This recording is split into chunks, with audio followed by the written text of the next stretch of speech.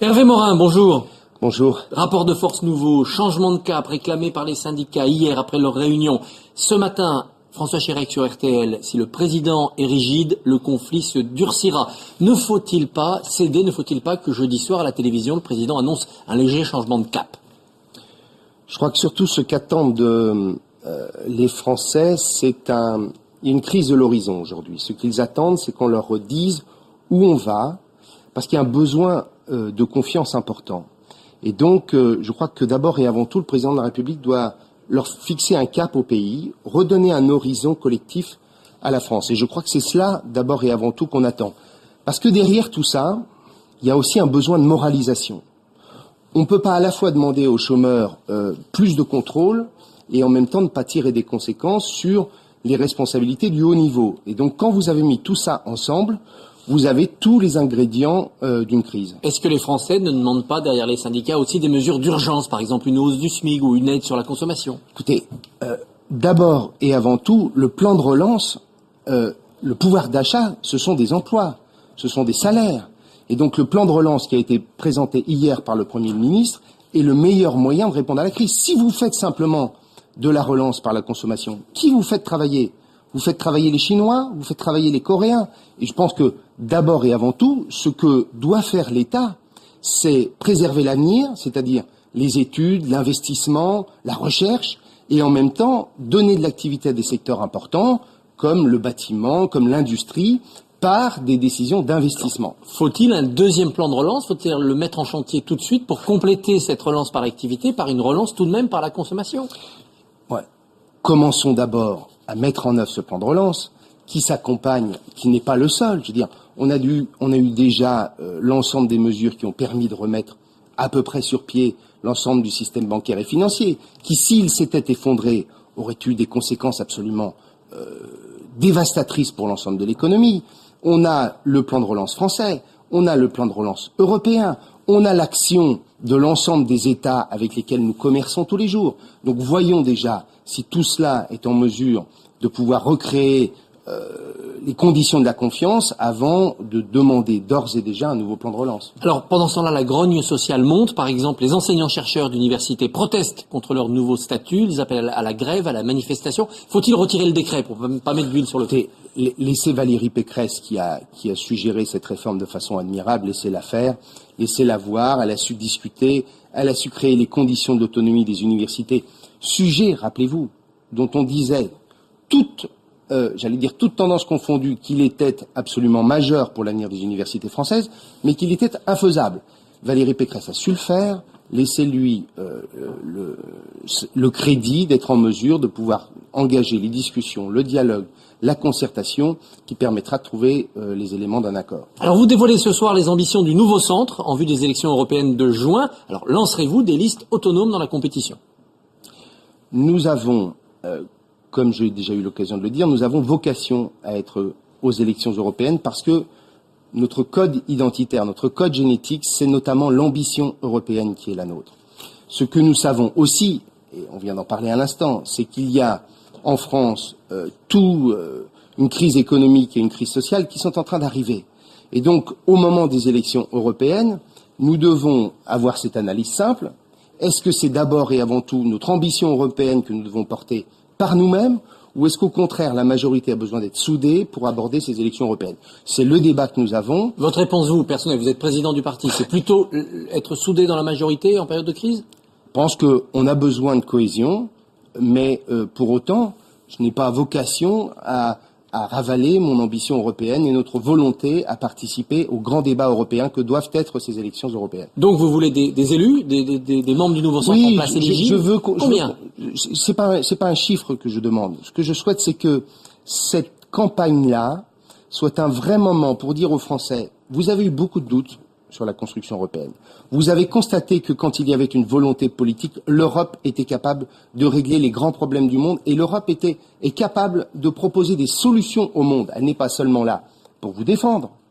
Elle est là de la globalisation ou de la mondialisation, mais elle est là aussi pour pouvoir proposer un autre modèle que le modèle américain ou le modèle chinois. Et c'est ça que je veux défendre durant la campagne. Pour l'incarner, par exemple, Jean-Marie Cavada en 3e position sur la liste UMP Nouveau Centre en Île-de-France, ça serait un symbole intéressant derrière Barnier et Dati. Écoutez, nous avons désigné nos chefs de file et nous les avons désignés avec 2 idées simples. 1, le renouvellement. 2, des hommes et des femmes qui font partie du mouvement politique que nous avons engagé, c'est-à-dire la reconstruction d'une force politique de centre et de centre-droit. Jean-Marie Cavada fait partie de ceux qui ont, comme nous, refusé le cheminement de François Bayrou entre les 2 tours de la présidentielle. La balle est dans le camp de l'UMP, donc, pour vous répondre, maintenant il faut faire des offres. Voilà, on va voir tout ça dans les semaines qui viennent. Alors, vous avez apporté à Nicolas Sarkozy, quand même, en 2007, vous le rappeliez, une partie du score réalisé par François Bayrou au premier tour. Est-ce que vous ne vous sentez pas floué? On vous propose que des strapontins. Mais de quel strapontin vous parlez? De quelques places éligibles de ci, de là, pour bien vous mettre dans la discipline et dans l'accord de l'UMP. L'UMP se durcit en ce moment. Écoutez, la question se pose absolument pas en ces termes.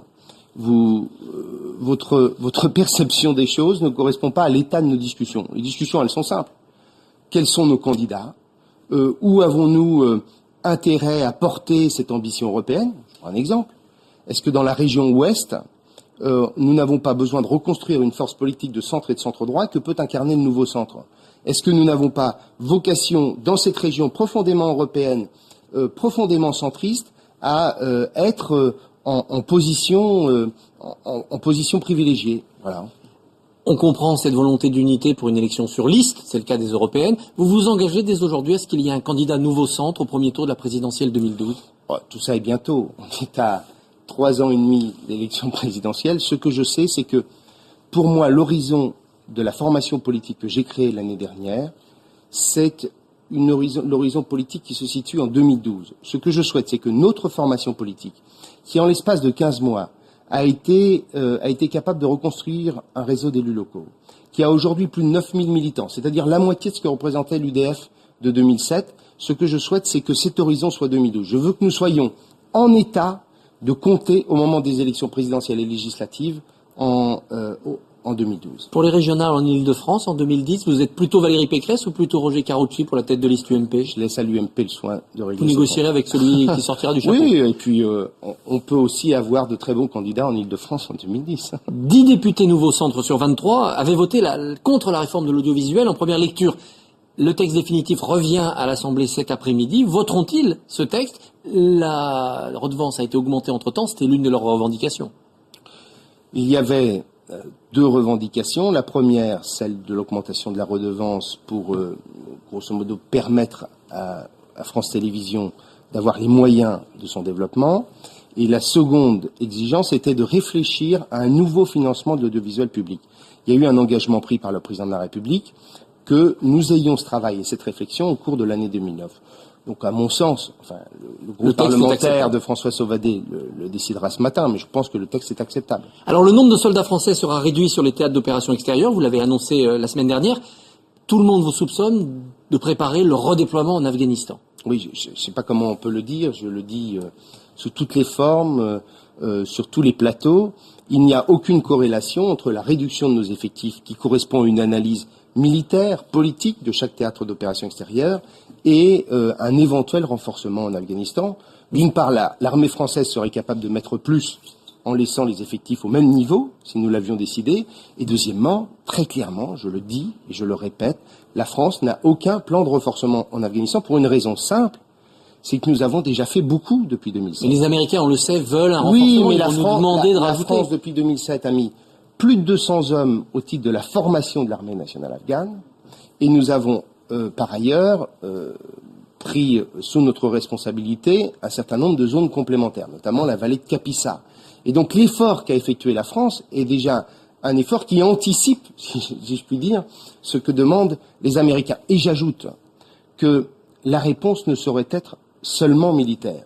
La réponse, elle passe par une aide au développement qui arrive mieux, plus directement aux Afghans. Elle passe par une nouvelle gouvernance. Elle passe par un dialogue et une réconciliation nationale. Donc, n'ayons pas seulement un message militaire en Afghanistan. Alors, bonne année 2008 pour les ventes d'armes françaises, mais toujours pas de Rafale vendues à l'étranger. Écoutez, nous étions fixés comme objectif d'atteindre les 6 milliards d'euros d'exportation. Nous serons à 6 milliards 4. Et l'année 2009, en dépit de la crise, s'annonce plutôt bien. Et donc nous sommes en train progressivement de rattraper le retard qui était le nôtre depuis quelques années. Est-ce que Kadhafi va nous acheter les Rafales comme il l'a promis? Écoutez, vous le verrez bien. Est-ce que le Clémenceau va bientôt partir pour être démantelé en Grande-Bretagne ou est-ce que les écologistes vous font peur? Il y a eu un jugement hier, le référé est très clair, nous pouvons engager le transfert du Clémenceau dans les chantiers britanniques. Hervé Morin, merci, bonne journée.